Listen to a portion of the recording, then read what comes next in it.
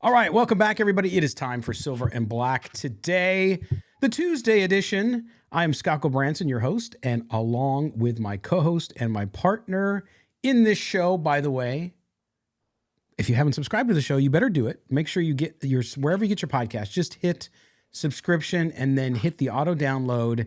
And wherever you come to your audio, when you show up there and there's a new show, this little icon of Mo stands up and it says Midtown Mo, Midtown Mo. No, I'm just kidding. It'll just be there for you. So you can download it and get ready to roll and listen to the latest show. So we appreciate you doing that as well. We are an Odyssey original podcast and we appreciate your support. If you're watching us on YouTube, hit the subscription button and also make sure you like it, but then also hit the notification bell. That way, whenever we have a new show, guess what happens? You get a notification, a little ding ding to tell you that we are back on your screen to talk some Raiders football. All right, so we are back. Moton is, again, my partner here. He is a national writer over at Bleacher Report covering the NFL in its entirety, but also covers the Raiders and is a Raiders columnist. He's been very busy this week, by the way, with Raiders columns up on sportsnot.com. So make sure you go and check that out. Follow him on Twitter, MOEMOTON. That's Mo Moton. I am at LV Gully. The show is SNB Today. Mo, we're going to dive right in. Raider Nation is just fired up over all sorts of things, and we're going to talk about some of those subjects tonight. But we dubbed this show kind of What's the Plan? And that's what we got to get into, and we're going to get into that over the next few minutes. But the reality of the situation here, Mo, and you said it the other day, I think it was on Sunday, and I agree with you, even though I resisted using the word for a long, long time, is it's a rebuild. And some people aren't happy with that. Some people say you can't rebuild when you have all this talent on offense, they say, blah, blah, blah. Tell us your thoughts on this. We'll get into the Raiders free agency moves more in depth next segment. But overall, talk to me about the rebuild. Talk to me about this Raiders team and why there might be some, at least at this moment, room for concern. It's a rebuild. Now, some people will say, when you look at some of these articles, they'll put out these other words to describe what a rebuild is. This is a rebirth. This is a revolutionary period. This is a transition. This is a all types. It's a rebirth.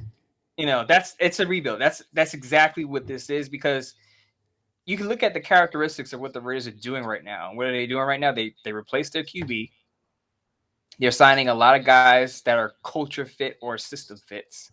Mm-hmm. They're conservative in free agency. And that's usually what you see when a new regime takes over, comes in, a new head coach, a new general manager. What do? They dump some of the guys that were starters from the previous regime.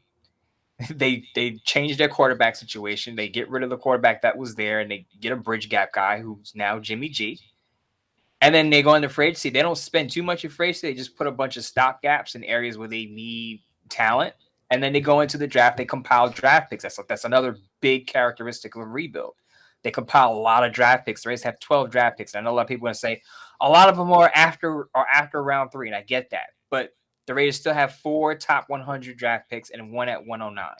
Let's remember that Max Crosby, who's their best defensive player, was picked 106 in the 2019 draft.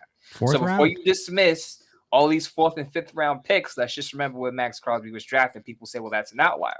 And I agree. He is an outlier. You don't come easy to see Max Crosby's in the 4th round. But my point stands the fact that the Raiders have to focus on the draft and developing that draft talent, because that's why they're in this mess right now. It's because they haven't been able to draft well. On Monday, I put out a tweet. I asked Raider fans, I said, when was the last Raiders draft that you felt was an above average class? And you know what most of them said?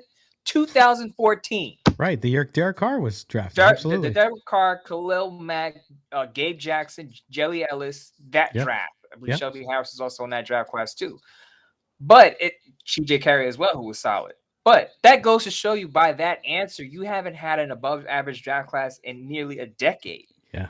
So what do you think is going to happen to your talent pool? You have to keep spending money in free agency because you're drafted poorly. So if you look at the Raiders dead cat right now, so not only did they drafted poorly over the past 9 years, they owe $30 million in dead cap to players that are not on their roster.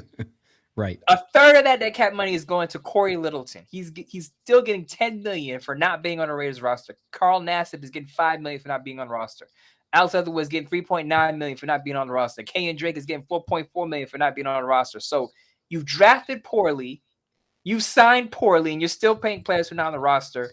What do you expect? A rebuild. Yeah.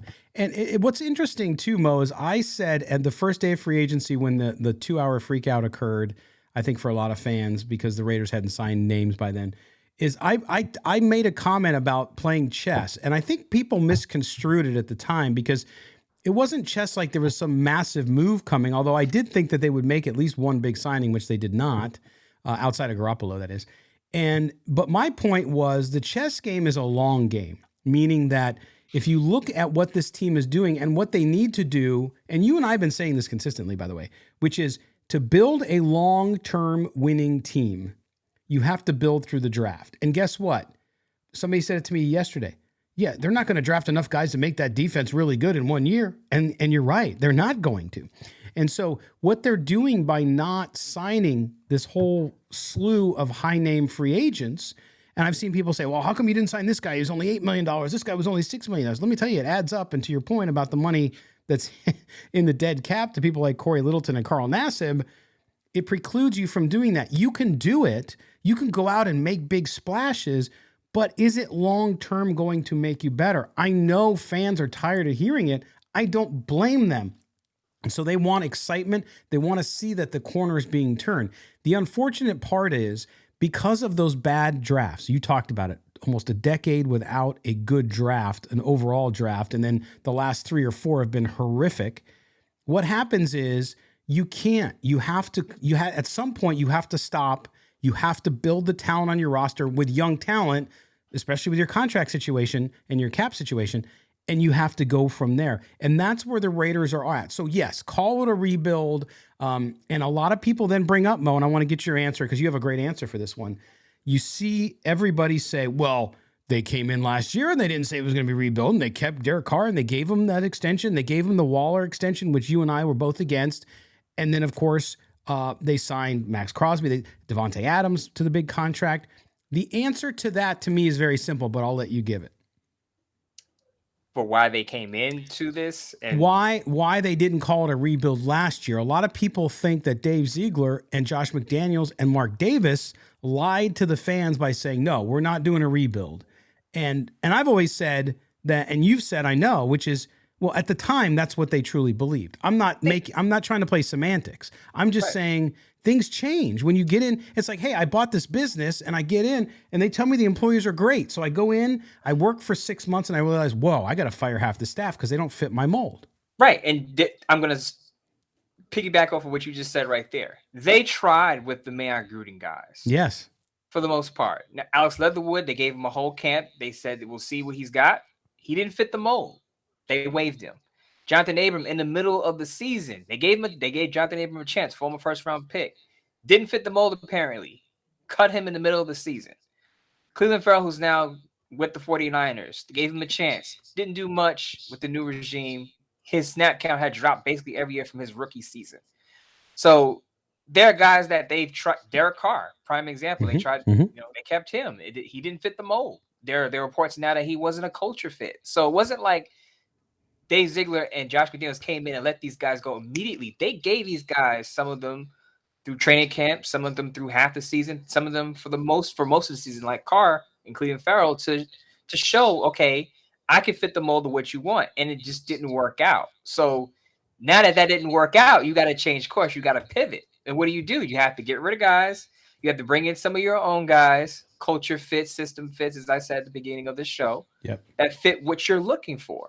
And that doesn't happen overnight because you have something called, I know people say the cap room is a myth, but it's not a myth. It's very manageable in a certain sense. But if you're transitioning from one regime to another, you can't do everything in one shot. You have to kind of do it in segments, in spurts, in certain periods of time. So they let some guys go at the camp. They let some guys go during the season. They let some guys go after the season was over. And now what you're seeing is, as I said, the rebuild with the system fits and the cheap contracts coming in. And listen, I was there when they signed Corey Littleton and applauded it because Corey Littleton was coming off a great year. Everybody thought it was a great signing. But and even Carl Nassib, some of these guys that they brought in that you mentioned that they're still paying, okay? This is why they're in that position. Because Gruden and Mayock didn't draft well. They didn't build the roster well enough. So what did they do? They were reactionary. They went out and spent big money in free agency. And then it came back to haunt them, and it's still haunting them today. So I'm not saying you don't make plays, and we're going to get into it more in depth in the next segment as we go through some of these guys assigned, because I do believe, especially on the defense, the Raiders have signed bodies. They're the third most active team in free agency, believe it or not. And I think from a cost perspective, it's the same, but they have not done anything markedly notable to make the defense better. They've signed special teams guys, very important. Your buddy Brett, your coworker at Bleacher Report, talked about that yesterday. He's absolutely true. You got to watch those signings. They're sneaky important. But they've done nothing to the frontline defense that fans can see. So I understand the frustration, and we'll get into that. But this idea that you have to make a massive splash isn't right. I'm not excusing, because I do think, again, they fell a little short so far. But I think you have to look at it from the long term. And I know the fans who say, I'm tired of waiting, and I don't blame you. But at least this regime has to be given the opportunity for 2 to 3 years to try to build the roster with young players. And you just hit on a point that I wanted to raise on this show, is that this is why you don't run out a GM and a head coach after 1 year, unless you undoubtedly know that this guy is not a head coach like Nathaniel Hackett in Denver. You knew, like, the way he was screwing up with game management, clock management, all that stuff, you knew he wasn't fit to be a head coach. But for the most part, you give guys more than a year, because in certain situations, especially with Gruden and Mayock, you got to come in and fix the mistakes that the last administration made. Right. So not only are you trying to build your own roster through your lens, through your vision, you got to correct some of the past mistakes. And like I said, the Raiders are now paying $30 million in dead cap money to players who are not even on the roster. At 24, if you exclude Derek Carr, because they did try it with Derek Carr. So if you exclude him, that's about $24 million in guys that, previous regime tried it out with, it didn't work. The other point I want to make is that a lot of people will bring up the 2019 draft. And I will say the 2019 draft wasn't bad, because a lot of people ask me about, what about the 2019 draft? Max Crosby, Hunter Renfrow, Josh Jacobs. I get that. It was a good, decent draft, but it should have been so much better. That draft class should have been the foundation for the Raiders' positive future. You had 3 draft picks in the first round. You had 4 in the top 40. And only one's around. 3 of the 4 guys... Right. Three of the 4 guys are not even on the roster. Right. Farrell just signed the 49ers. Abram was cut in the middle of the season. Trayvon Mullen didn't make it to week 1. He was traded to the Cardinals. He was banged up. I believe he was coming off of a surgery. But those 3 of those top 4 picks didn't work out. That should have been the foundation for your future. And when you failed and when you whiffed on so many of those top picks, it's going to set you back. And I hate the argument when people say, well, just imagine Max Crosby and Hunter Renfrow were first-round picks. No. Because you know why? Leave those guys in the 3rd round. They were day 3 gems. Right. Could you imagine if you had hit on at least 1 or 2 more of those first-round picks? Absolutely. Forget about rearranging the order and saying, well, just imagine this is a first-round guy. No, because you could have hit on actual first-round guys and had a home run draft class just like 2014, but they didn't. Yeah. They whiffed. You could have had DK Metcalf instead of Jonathan Abram. Just saying, right? I mean, there's plenty of examples from that first round that year. And listen, not every first rounder makes it. Not every draft pick makes it. We talk about the Raiders having to nail this draft, and they do, but it's not going to be 100%. Nobody does 100%. Very rarely. The Chiefs last year were a good example of a team who hit on a very high percentage of their draft picks, at least for last year. Whether they sustain that, we don't know. We don't know if those players will continue that, but they sure had a lucky year, and they got a really good draft class. But you can't expect that every year. It just, to me, though, people have to understand that, again, you go get free agents when you need them, and you see a guy get signed by another team, and I understand from a fan perspective why it makes them angry, because it's like, he didn't cost that much. But at the same time, you have to build that roster. You have to build younger players. And yes, it means some short-term pain. There's no question. A lot of fans say to me, 3-4 wins, That could be. It could be 6 wins again. It could be 7. You don't know what's going to happen. And really, it's hard, Mo, for us to know exactly what this team's going to look like, as head scratching as it's been in some ways so far. Until you have the final roster, you just don't know. I'll say this. With all that said, because I would have done things differently, I would have made at least 1 or 2 splashes in free agency because that defense needs a lot of help. It needs a lot. It needs at least 4 or 5 starters. And as people on Twitter say, the Raider fans out there are saying, the chances of you hitting on 4 or 5 stars on defense are very low. Very low. So you're not going to fix that defense in one off season. I get that. So that's why I say the Raiders should have made 1 or 2 splashes. They still have time, but the names are dwindling at this point. But you have to understand though that we don't know what the plan is. But what I can tell you is that when you see other rebuilds happen around the league, this is exactly what it looks like.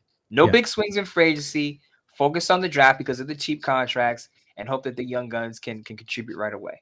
Mo, before we go to the break here, though, I want to hit on that one point. It'll take us a couple more minutes. But you said it this week in the conversation you were having with somebody, and that was, look, because you're rebuilding doesn't mean you have to lose, right? Listen, I'm not saying this is going to be a Super Bowl team. I've said that all along.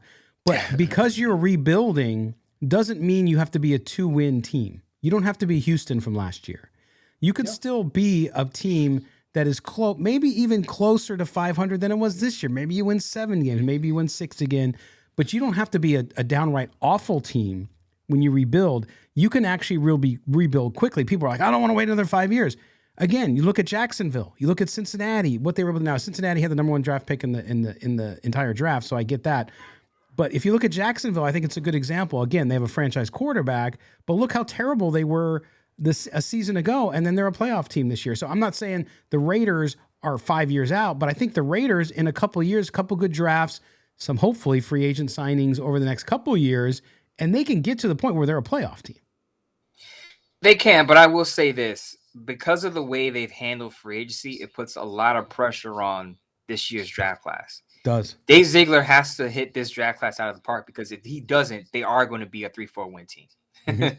But if he has a Seattle Seahawk like draft class, a New York Jet like draft class, a New York Giant like draft class, I graded all 3 draft classes for Bleacher Report. I gave them all A's, and they for the most part panned out to look like pretty good draft classes. But again, you have to have the scouting department to find the right players, and you have to have the coaches to develop those players, no matter where they're drafted, 1st round, 5th round, 6th round. If you don't have the coaching staff to develop those players, you're going to get stuck with a lot of inactives, healthy scratches, guys who don't play, guys who play minimal snaps, or just special teamers. So the Raiders have a lot going on this year as far as the draft is concerned, but that's the make or break of this year, of this regime. It's not free agency, though I would like to have seen more free agent pickups from Raiders. The make or break is this year's draft class. No question. All right, we're going to take our first break. When we come back here on Silver and Black today, we're going to delve into what the Raiders have done so far, why it's been disappointing, and what we can perhaps learn from it. And then we will also, in the third segment, we're going to hear from Mo. Mo did a great column up on Sports Not about remaining free agents that are out there that the Raiders still could sign. So there is some hope still. It might be dwindling as these guys come off the board, but we're going to get to that as well. You're listening to Silver and Black today, an Odyssey original podcast. Don't go anywhere. Welcome back, Silver and Black. Today we roll on here on a Tuesday. Thanks for being with us. If you subscribe to the podcast, thank you so much. We appreciate your support. If you don't, please do wherever you get your audio. And don't forget, turn on the auto download. That's right. It'll be pushed right to you, Mo and Scott, right there on your precious little phone whenever you want to listen and hear about Raiders football. We'll be there with you because we are an Odyssey original podcast. Also, if you're watching us on YouTube, thanks for the subscription. Hit that and also hit the notifications bell so we can be with you. Moton with you, Scott Gulbransen, as well as we talk and we roll on with Raiders free agency. All right, Mo, we're going to dive into this and kind of give some perspective to what the Raiders have done so far. And if we look at what they've done, no splash on defense, no question. They addressed the quarterback. We'll get into that in a minute. But if you look at that week of free agency, what did they do? Okay, they tagged Josh Jacobs. They re-signed several players, Amir Abdullah. They re-signed Brandon Parker, Jesper Horsted, Roderick Teamer. They trade Darren Waller to the New York Giants for a third-round draft pick. Then they sign Jacoby Myers. Brandon Faison comes back. Marcus Epps, Philip Dorsett, the wide receiver, and, of course, Robert Spillane, the linebacker. And then they go out and signed Jimmy Garoppolo, Jerry Tillery, and then a bunch of other guys to re-sign as well, including Jermaine Illuminor. And they released their long snapper, Trent Sieg, as they signed Jacob Bobenmoyer. That's a hard Bobenmoyer. Anyway, so they did this, and if you look at these signings, it's no wonder fans are not excited, because outside of understanding who your quarterback's going to be with Jimmy Garoppolo, and maybe with getting Faison back, Epps is a pretty good little player, Jacoby Myers a good wide receiver, but nothing on defense. When you look and evaluate this early free agency period, if you had to give this sort of a letter grade or a pass or a fail, which one do you give it? It's a fail for me. I mean, look, Raider, I believe it's Raider Beat on Twitter, posted a question. What position have the Raiders improved over last year? Mm-hmm. I had to stop and think about it. I'm like, nowhere. I mean, and I tried to make the case for quarterback before the Derek Carr stands jumped on my back about this. And I'm not saying that Jimmy Garoppolo is a better quarterback than Derek Carr. If there was a quarterback draft, I would draft Derek Carr over Jimmy Garoppolo. But if you consider the fact that Jimmy Garoppolo is supposed to be a better fit for Josh McDaniels' system, you would think that you're going to get better quarterback play out of Jimmy Garoppolo than you got out of Derek Carr. So again, I'm not saying Garoppolo is a better overall quarterback than Carr. I'm saying if he is a better fit for that offense, you are going to get better production out of the position. But outside of that, there are no upgrades from the previous year on this roster. Well, I would argue that in one small, tiny little way. You ready? Now I've been very optimistic lately, and people have been very negative about it. But I'm going to tell you that although they have, to me, the best wide receiver in the game, they got better at wide receiver. Just saying. I'm not saying that's a point of emphasis they needed to have. They needed defense, right? So I think that's where this is coming from. But I would say with Jacoby Myers and Philip Dorsett there, that they're better at the 2 and the 3, or the slot and the 3, like that. But again, that's maybe semantics. But I agree with you. When you look at all of the signings, and to your point, and to the point that Raiders Beat made with their poll question, where did they get better, especially on defense? And the answer is nowhere. I mean, they just didn't. And that is a big concern. And, I was saying the last show, boy, I think they're going to make a move on defense. You and I kind of talked about that. And they didn't do that, or they haven't yet. And so it makes you wonder. We started the show talking about, quote unquote, the plan. It's hard to know what the plan is here unless they're on a 2-year plan and they're just not saying it, which is we're going to hit and draft this year. And then next year we might sign a free agent when we get some of this money off our cap, and then have to draft another good year. So I don't know, Mo. If you had to guess, what is it? I think I kind of touched on it in the first segment. There is, in a rebuild year, again, this is year 2 under Josh McDaniels and Dave Ziegler, but this is probably what you see a lot in year 1 of a rebuild. Yeah, initial year of a new coach and a GM. So the plan, basically, to me, from what it looks like so far, is you go cheap in free agency because you have $30 million in dead cap that you're playing players not on the roster. And then you go young. You go just completely young at positions of need. Wherever you have a need, you're going to try to plug a rookie in there. Now, you're super optimistic if you think rookie's going to fill all those spots, because they're not. There are injuries, it's competition. Rookies sometimes take a while to transition. They're not going to fill all of those spots. But the plan is clearly to go young, because remember, they gave an extension to Hunter Renfrow. They gave an extension to Max Crosby. They had the dead cap money owed to all of these players. So you have to have a balance there. And as I said, you have a lot of holes to fill because the previous regime had so many missteps in certain areas. Now you have to try to fill it with cheap contracts. And you do that by 1-year deals. You see on Monday they signed Jordan Willis and Jaquan Johnson and O.J. Howard. Now they created a hole at tight end when they traded Darren Waller, but there's a story behind that now that's circulating that people are conversing about now, about Darren Waller and his bye week, why that may have happened, the trade. But they created a hole there too. So now they have to spread the money that they have to fill all of these holes. And I said that on Monday, Dave Ziegler finally woke up out of his cave, started making a bunch of smaller signings.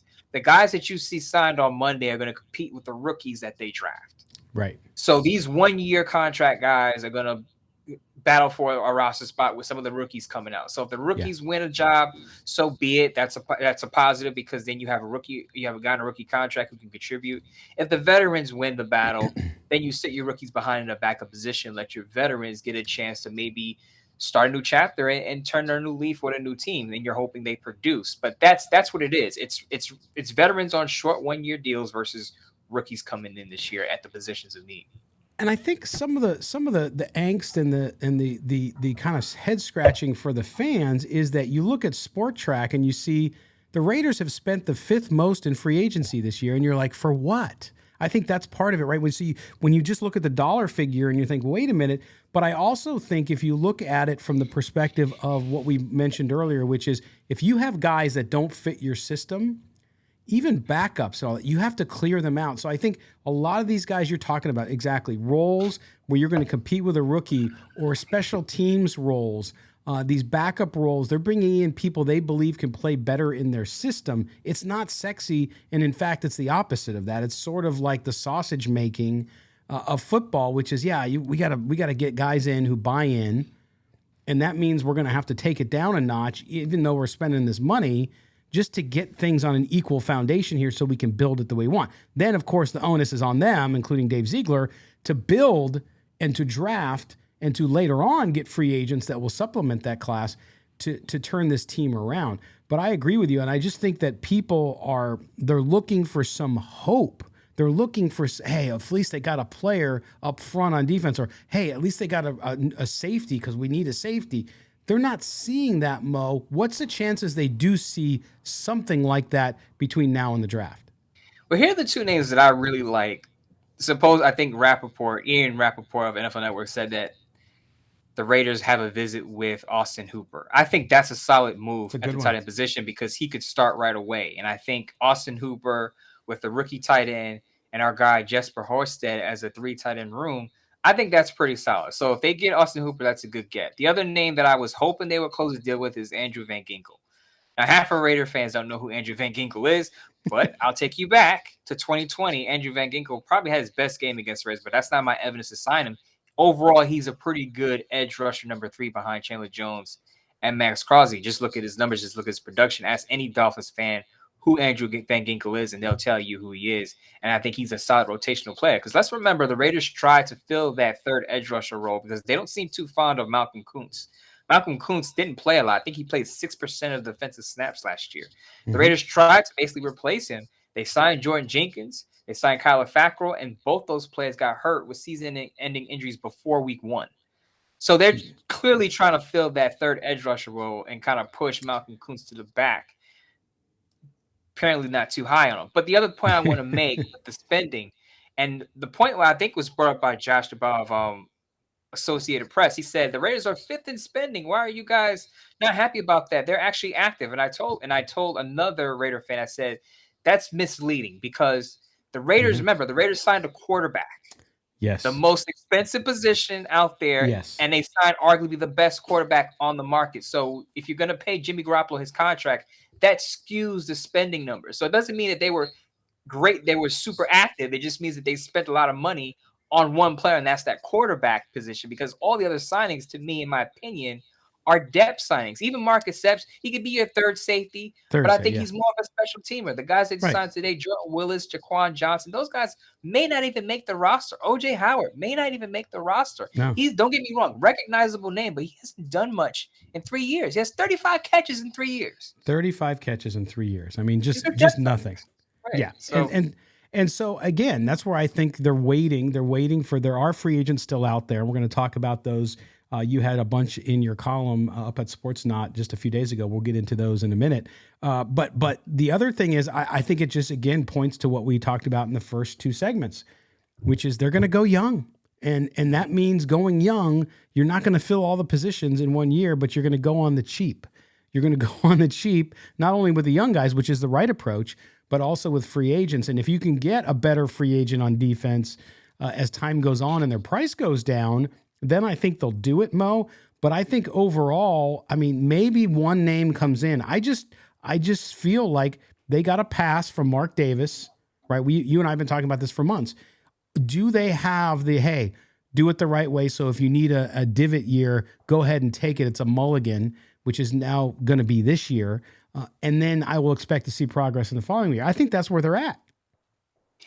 I believe it's more of because I'm sure Raider fans don't want to hear head coaches and general managers getting a mulligan saying, oh, you can go out and get 3-4 wins. No big deal, because we know this is a long-term plan. Fans don't want to hear that. Our producer, Davis Depania, doesn't want to hear that. No. So you have to understand, I think what it is you could go young, but we want to see progress.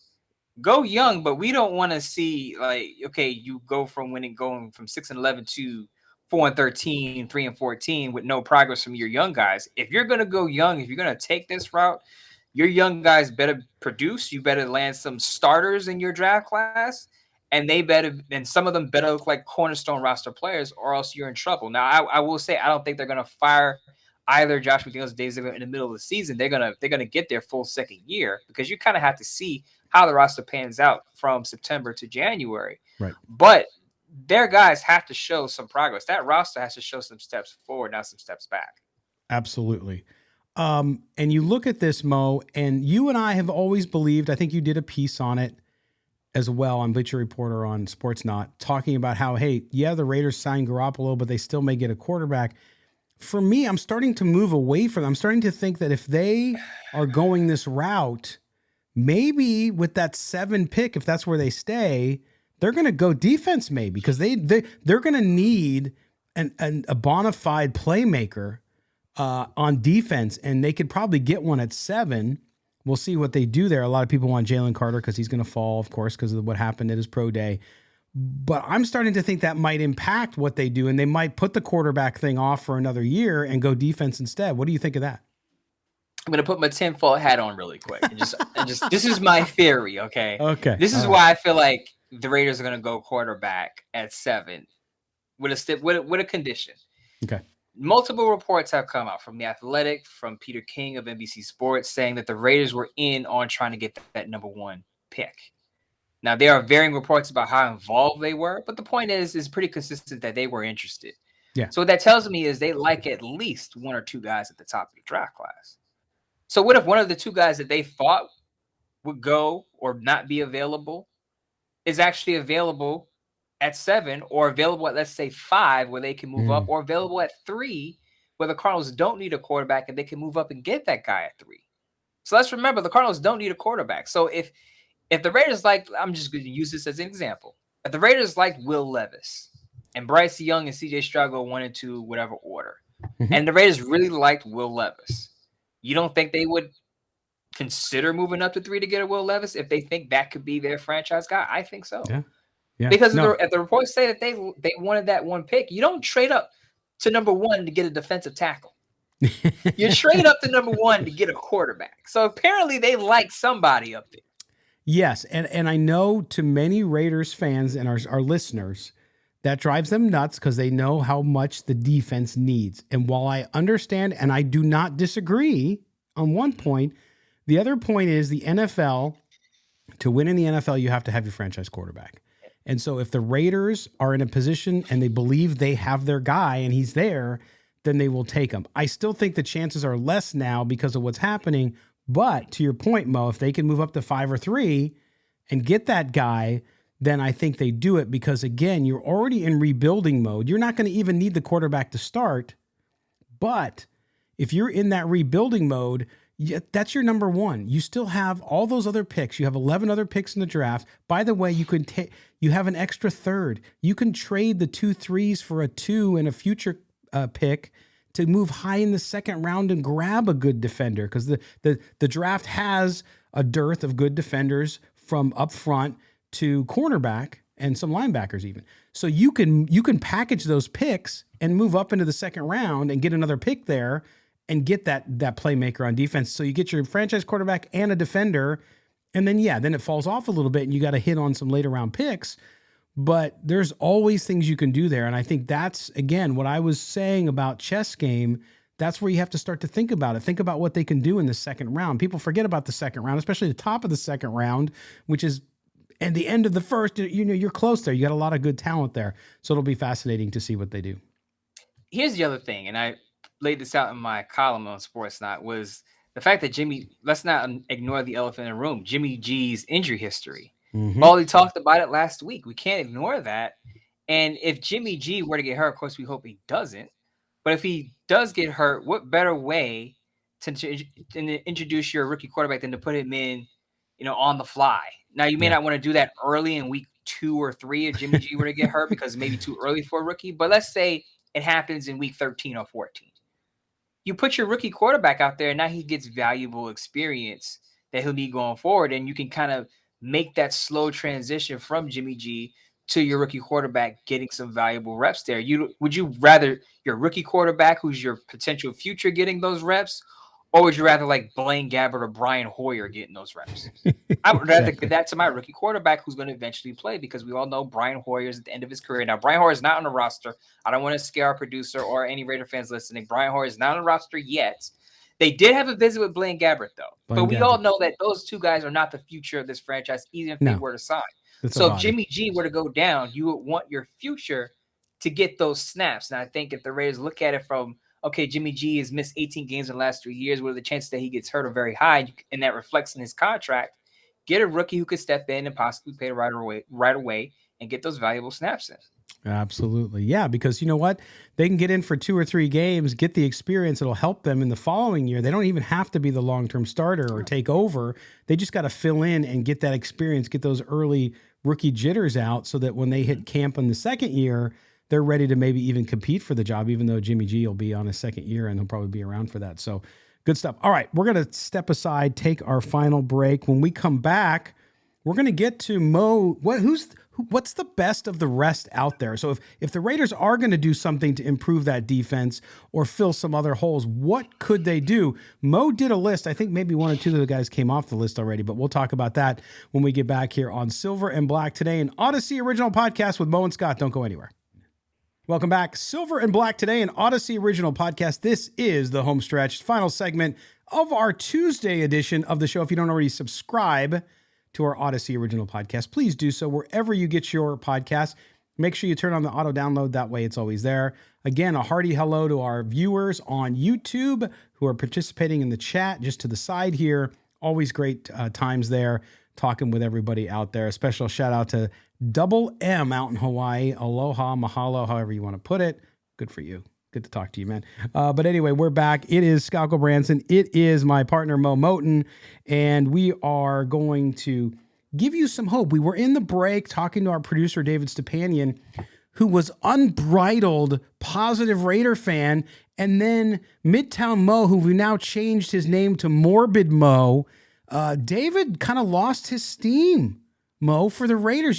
We went to after the first break. We came on and David was all jovial and happy, having a great time. Then we came back for the second break and he was all morose and oh my gosh. Yeah, kind of rained on his parade a little bit. Morbid Mo, Misery Loves Company Mo, however you want to. Yeah. However you want to put it. But we're going to uplift David Stepanian. We're going to uplift our producer and Raider fans who've listened to the show who are kind of like, we're going to be a 4-win team. There's still some players out there that the Raiders can pick up to improve their defense and patch things up. And if they have a good draft, it could go pretty well for them. And there's a small percentage of very vocal Raiders fans out there who would like to win 3 games and get Caleb Williams. So some of them are looking at that as a positive, but I know most of you aren't that way, but there is people, I hear from them all the time. I love Caleb Williams. He'd be great as a Raider. I don't think it's going to happen because I think the Raiders will finish in that no man's land again, but that's just me. All right. Well, Mo, let's get into this because you wrote a great column up on Sportsnot over the weekend, actually, about free agents that were still out there, right? So we're trying to give you and David, our producer, some hope that the Raiders still could do a few things to improve this roster before the draft. So let's run through some of those. You talked about Andrew Van Ginkel as far as the edge and what he might be able to do. Who else? I mean, the Raiders need a safety, Mo. Is there anybody else out there that you see that hasn't signed yet, that we haven't talked about yet, that could be a possible improvement and an upgrade for this silver and black squad? I think Eric Rowe would be a good fit. He's played under Patrick Graham with the Miami Dolphins. Patrick Graham spent the year at Miami, and that happened to be Eric Rowe's best season. Was his first year under Patrick Graham before Patrick Graham went to the Giants. So Eric Rowe is one of those versatile safeties who can play, who can line up outside, he can line up in the slot. So he's basically a chess piece on the back end. So he's your poor man's older version of CJ Gardner Johnson. Now, of course, CJ Gardner Johnson is the top, was one of the top players at as a free agent. He signed with the Lions for $8 million, and fans were outraged over that. But you can go cheap and get an Eric Rowe who can do pretty much the same things. He's a little older, of course, and a little longer in the tooth. May have lost a little bit in coverage, but I wouldn't say he's a liability. But again, knows the system. You can plug him right in. He can play right away. He's not a guy. I think if the Rays were to sign him, he would definitely make the 50-man roster.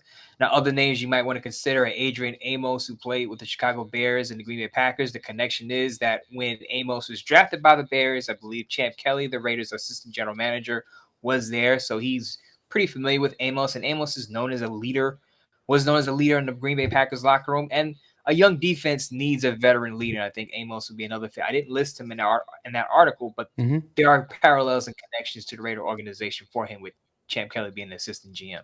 Yeah, and also the Raiders have needs all over, as we talked about. They also have need at cornerback. I believe with as deep as the draft is, they will draft at least 2 cornerbacks.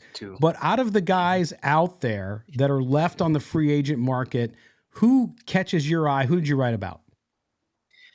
Anthony Brown, scrappy cornerback. He, again, not a headliner, not a star, not a Pro Bowl, not an All-Pro, but he gives you that versatility. He can play on the outside, he can play on the inside. Again, a very physical, tough cornerback. So if you want to experiment with Nate Hobbs, maybe you put him in the slot, maybe you put him outside. You can mix and match him with an Anthony Brown who could come in and play on the outside, because, yeah, they signed Faison, but I think Anthony Brown would be an upgrade. He has a ton of starting experience, and again, he can line up against the number 1 wide receiver and win some battles there. So he's not a slouch out. He's still under 30, so he's not an old signing. He's not like a 32-year-old cornerback.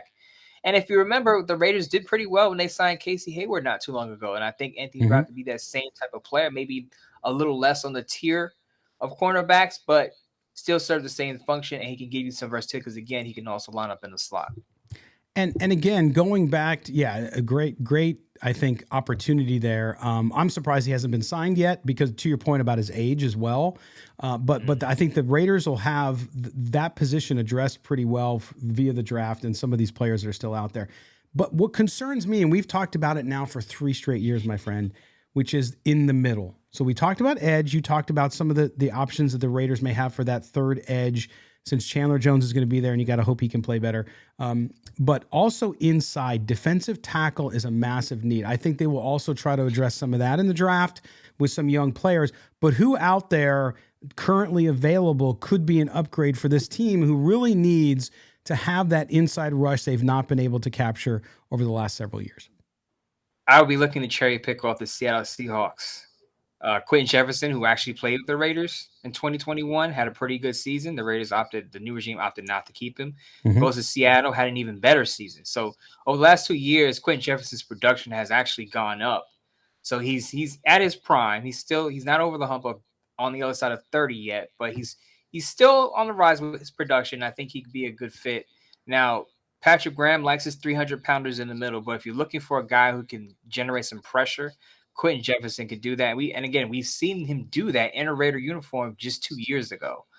Poona Ford is the guy that I really like, though, because even though he's undersized, he's about 5'11", 310, he's a young guy in his mid-20s, in the prime of his career, playing his best football. And he can rush the quarterback, and he can stuff the run. Now, people know him for stuffing the run, but if you look at his pressure numbers, his sack numbers, decent. Again, not a 10-sack guy, not an 8-sack guy, but he can get you a handful of sacks if he plays 2/3 of the snaps on the inside. So between Poona Ford and Quentin Jefferson, I think the Raiders should at least consider one or both of them. Yeah, another pain point for Raider Nation, and frankly, just for us covering the team, is linebacker. I mean, this team has been unable to. They tried with Corey Littleton, and I got excited about Corey Littleton. Sideline to sideline, all that jazz, and it just never happened. Now they find themselves in that position. Who out there? There are some big names. At least there's one big name still out there, right? At linebacker. What do you think this team can do there to shore that up? I think they need a wily veteran back there who can help be that quarterback of the defense. I think so too. I think they could go to the Denzel Perryman route, which is what the last regime did, and bring him in from Carolina. And you saw how he played. Bobby Wagner, I think, is the best available linebacker option. I don't think the Rays going to go this route simply because maybe Bobby Wagner wants to go to a contender at this stage of his career. He is, I believe, 32 years old. And the way the Raiders are spending, the way the Raiders are maneuvering for agency, I don't think they would go after a Bobby Wagner. Simply because I'm not saying he's going to be too expensive, but the Raiders are going really cheap at these positions. But I think if you're going to spend at one position, it would be linebacker because that guy gets your defense ready on every snap. Yeah. It's such an important position. You just said it. It's the quarterback of your defense. So I'm of the believer that you should always have a veteran linebacker because it takes a while for some of these young backers to transition to the league, wear the green dot, and get guys in the right spot to make plays. A veteran linebacker, you don't have to teach that to. He already knows what to do. And Bobby Wagner, of course, being a part of the Seattle defense, being in LA, he obviously knows how to get guys lined up in the right spot to make plays. Now, his production has not dropped. He is 32, but his production has not tapered off. Yeah. Still had 140 tackles last season. I believe 10 pass breakups. Still performing 10 tackles for loss, 5 pass breakups, but still performing at a very high level. Did go to the Pro Bowl, but still a quality player, still the best linebacker, off-ball linebacker on the market. If the Raiders do want a veteran, he should be the guy. The other thing we've talked about over the years, of course, has been the offensive line. The offensive line got better. They're not near top in the league or any of that. There's a lot of work to be done there. They signed Jermaine Illuminor. We talked about it. You had a nice little Twitter bromance with him back and forth, congratulating him. But no, he deserved the money, and it's good to see somebody work hard and to do that. And he pledges to get even better. So we'll see how that works out. Still, they need depth on the offensive line. Anybody out there as well in the free agent pool still left that looks like a good fit for this team to add depth, or do you think they're going to have to go a different route? I'm surprised they haven't signed Isaiah Wynn yet. If you remember last year during the season, there were rumors that maybe Isaiah Wynn would be on the move, but I believe he was banged up.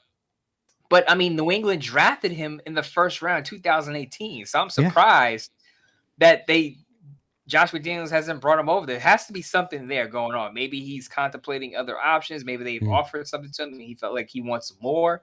But I'm shocked he wasn't one of the first additions simply because the Patriots had a high mark on him. Obviously, drafting him in the first round of 2018. And he has position versatility. He played guard at Georgia before he moved to left tackle. And he's played on both sides of the line at left and right tackle in New England. So he gives you that versatility.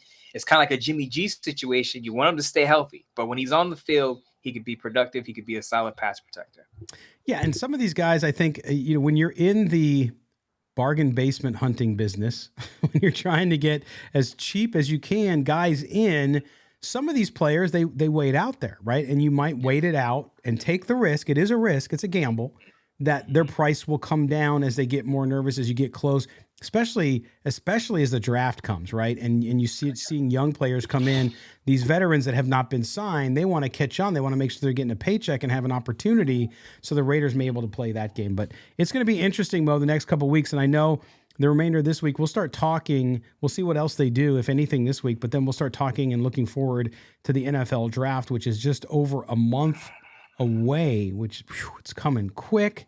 We'll start getting into all of that, and we'll have a series of guests here to help us analyze what could be going on with this draft. First, we'll give you kind of a high-level overview of the draft, where it's strong, where it's not, who to watch. Then we'll start drilling down into the Raiders specific. But, Mo, if you have, in parting, as we close the show today, if you have some parting words for Raiders fans who are feeling down, not feeling real positive about the direction of the team, what would you say to them? I would say you should be excited for the draft, simply because, as we outlined in the first segment, that's where the Raiders have put themselves in bad situations with poor or underwhelming draft classes. Because think about it, if you draft well, you don't have to spend as much in free agency because you fill those spots with guys on rookie contracts. So if you're a Raider fan out there listening to us right now, I would say study up on these draft prospects, because this draft class, I would compare it to the 2019 class, in which it's it's very important. It's crucial for this regime. It's crucial for the Raiders' future, because if they hit it out the park with this draft class, then next year should be a lot better. The year after, it should be a lot better. And then they'll have more cap flexibility because some of those guys will come off their dead cap payroll. Mm-hmm. So not only will you have productive rookies, now you'll be able to spend in free agency, and that's how you get a playoff team. So I would tell fans out there, be excited for the draft. The Raiders have 12 picks. I don't think they're going to make 12 selections. They're going to make some trades, of course. But be excited for this draft because it's important for their rebuild. And they have a top 10 pick. They have a pick number 7. Who knows? They can get a quarterback. They can get a top defensive player. It's a time. I know free agency wasn't that excited, but I think the draft will get you the headlines that you've been looking for. Well, and I also think I feel bad for Raider Nation because it's hard for them to look forward to the draft because they've recently been such a disappointment. I mean, even the Henry Ruggs situation, of course, a good pick. He looked like he was coming on as a player, and then you have, of course, the tragedy off the field, and so I think they're dejected there. But this time, you get to see what Dave Ziegler can do. If you're skeptical, right, which a lot of you are about Dave Ziegler, which is totally fine. I got no problem with skepticism because you know what, everybody's got to prove themselves. So he gets a shot. He gets an opportunity to prove themselves.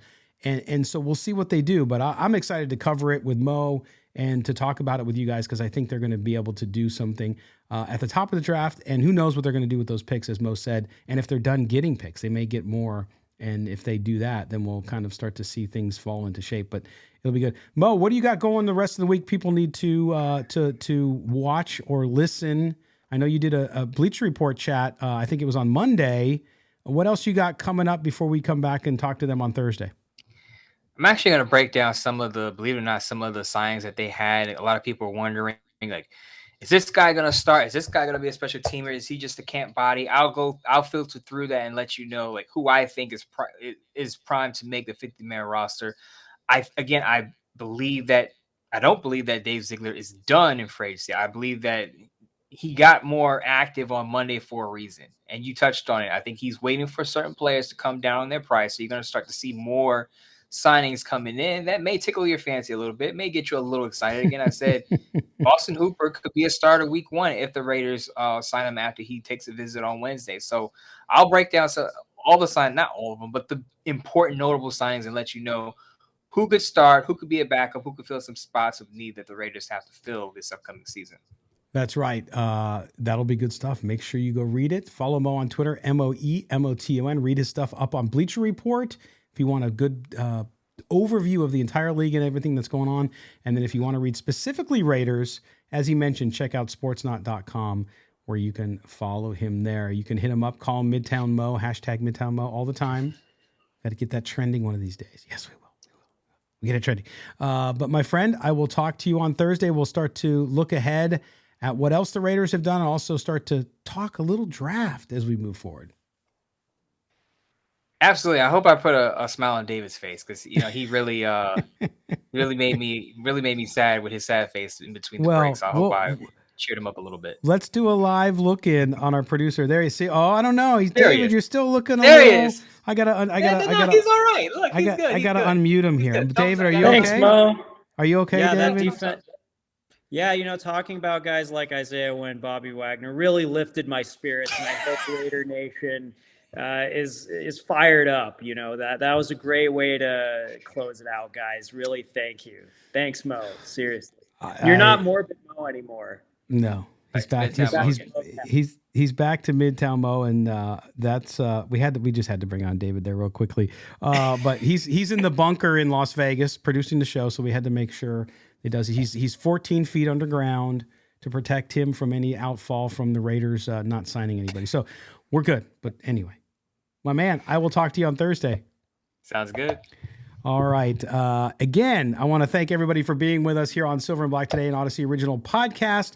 I want to thank our producer, David Stepanian, for all the work he does, my partner, Mo Moton, and for all of us here at Odyssey and Silver and Black Today. Have a great week, Raider Nation. We'll be back on Thursday, and we'll talk to you then. Take care.